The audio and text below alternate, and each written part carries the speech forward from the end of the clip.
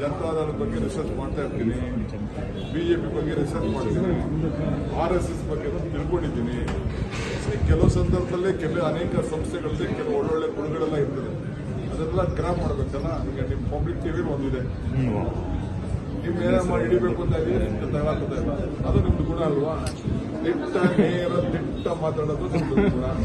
ನಿಮಗೆ ಒಬ್ಬೊಬ್ಬರು ಟಿವಿದು ಒಂದೊಂದಿದೆ. ನಿಮ್ಮಲ್ಲಿರುವಂಥ ಒಳ್ಳೆ ಕ್ವಾಲಿಟೀಸ್ನ ಗುರುತಿಸಬೇಕು. ಹಂಗೆ ನಾವು ಕೆಲವುದೆಲ್ಲ ನಾವು ಯೋಚನೆ ಮಾಡಿ ನೋಡ್ತಾ ಇದ್ದೀವಿ. ಸೈದ್ಧಾಂತಿಕ ಹೊಂದಾಣಿಕೆ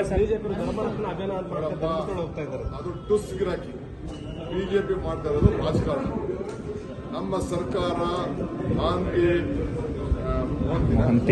ಮೋಹಂತಿ ಮತ್ತು ಅವರ ತಂಡ ಬಹಳ ಕ್ಲೀನ್ ಆಗಿ ಅವ್ರ ಕೆಲಸ ಮಾಡ್ತಾ ಇದ್ದಾರೆ. ಈಗ RSS ನಮ್ಮ ಇವರು national general secretary BL Santosh ಅವ್ರ ಬಗ್ಗೆ ಅವೇರ್ನೆಸ್ ಮಾತಾಡಿದ್ರು. ನಾವು ತೀರ್ಮಾನ ಮಾಡಿದ್ದೀವಿ, ಒಂದು ಬಳಿಕ ಹಾಕ್ಬೇಕು, ಕಾನೂನು ಪ್ರಕಾರ ಕೈಗೊಳ್ಬೇಕು. ಆ ಥರ ಹಂಗೆಲ್ಲ ಮಾತಾಡ್ಬೇಕು. ಯಾರೇ ಆಗಲಿ ಲೀಡ್ರು ಏನು ದಾಖಲೆ ಇದೆ ಅವನ ಹತ್ರ?